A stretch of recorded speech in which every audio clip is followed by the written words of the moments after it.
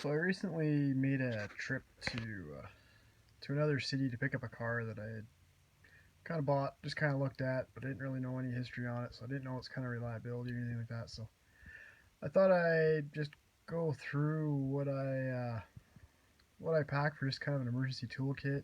And this one's probably a little above and beyond, but just over the years, tools that I like to have on me. Some things I don't necessarily carry with me every time, but other tools I uh, I just I like to have. So kind of one of the first things here, just a set of coveralls. You got to crawl underneath the car or truck or whatever. It's always nice to have something to get into so you don't climb back into your car all muddy and dirty. Next thing here, this isn't necessarily something I carry with me every time I go on a trip or every place I go, but if I'm going on a longer trip or things start to wear out or I know I'm going to run into some problems, I'll take this. And it's just a 3/8 and ½ inch impact set. Pretty much has kind of everything under the sun. It's a little bit heavy, but it's in a nice kind of convenient case, so it makes it easy to carry if you don't know what you're going to be working on or it could be involved. It's just a nice backup thing to have. And just because of its convenience, I do like to. I'll carry that. The other thing, if I know I'm going to be working on something, I'll take these with me. They just make life a lot easier. If you know you're going to be working, they're quicker, they're easy. So the next thing is we'll actually get into kind of my tool bag. I like these soft carrying cases.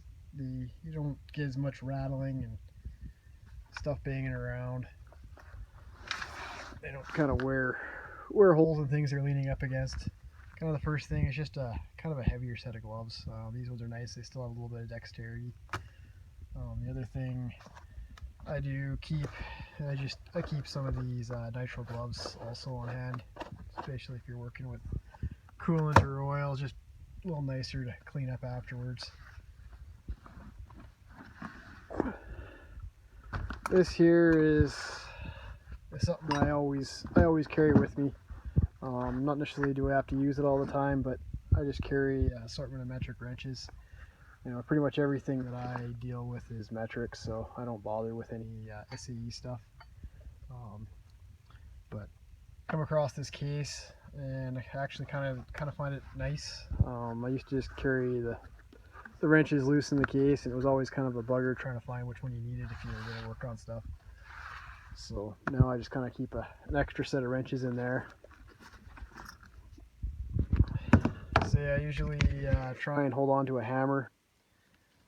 So you never know when you'll need to try and persuade something out of its way, or just a good tool to have.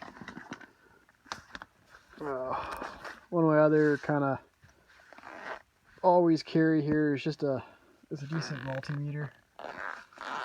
This one actually I've had since I was first year apprentice, and it's probably one of the first tools I really spend any money on. And it's just a decent multimeter, and then I also have a low impedance test light. So if you are testing on computer components, you're still safe. And then just a couple of jump leads and various adapters for the multimeter.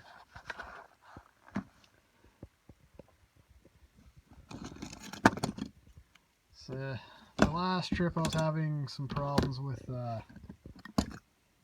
some wiring on my trailer, so I threw those in just in case I was gonna have to fix something, but I may do. So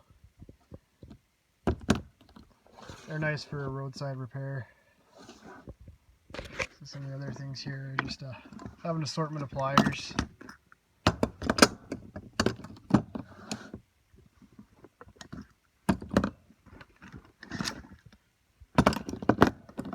So I guess these are just some more wire strippers, different variety depending on where you're working. Just some slip jaw pliers. I personally like this set. They have some gnarly teeth they really grab and hold on to, and just your adjustability. So doing stuff like hose clamps, it works good. These I always find or whatever, just different uses for, so I always carry those. Needle nose, pair of ice grips, set of side cutters. Some pretty basic stuff. Next thing is going to be just an assortment of screwdrivers. I've got a cotter pin puller here, but I also use it as a radiator pick.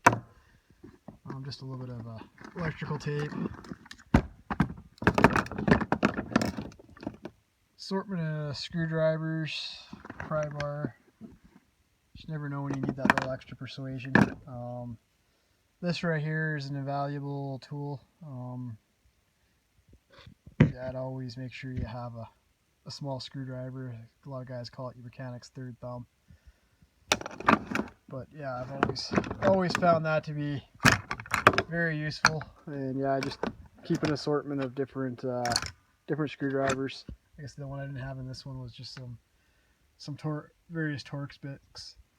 Some guys will use a multi screwdriver with different bits, but I just find the multi driver run into clearance issues right here, so I just pack the screwdrivers. They're not a real big deal. Next deal here, if I'm driving my car, I've got a VACOM. I can plug it into my laptop and pull any codes if something comes up. My truck, then I just have this generic cheap Autel code reader. For the most part, haven't really had any big issues, but yeah, actually the VACOM, I've had a couple little instances where something weird's gone on. It just gives me a better chance to figure out if I'm in trouble or not. The next thing I like to have is, usually I'll go with a full set of shallow metric sockets and 3/8 drive, and then I've got a set of deep. The deeps I used to carry just when I was driving pretty much straight Volkswagen. I knew what size I needed, so I only carried the ones I needed. The other thing is I like to carry just a couple extensions. I usually like the wobble extensions, just for fact of ease of access, trying to get into things, especially when you're in the middle of nowhere. It seems to be that's when that kind of stuff comes in very handy. For the most part, I haven't really had any issues where I've needed to use them on the field. Usually it's when I buy a new car and I have no idea what I'm getting myself into. Just a few Allen sockets. I guess this trip I didn't pack any of my Torx, but I'll also usually carry an assortment of Torx. And then usually carry a couple different ratchets with me.